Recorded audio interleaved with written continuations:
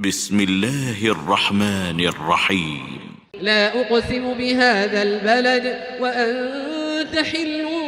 بهذا البلد ووالد وما ولد لقد خلقنا الإنسان في كبد أيحسب أن لن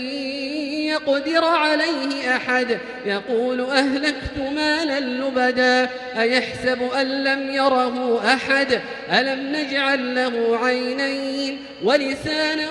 وشفتين وهديناه النجدين فلاقتحم العقبة وما أدراك ما العقبة فك رقبة أو إطعام في يوم ذي مسغبة يتيما ذا مقربة أو مسكينا ذا متربة ثم كان من الذين آمنوا وتواصوا بالصبر وتواصوا بالمرحمة أولئك أصحاب الميمنة والذين كفروا بآياتنا هم أصحاب المشأمة عليهم نار مؤصدة.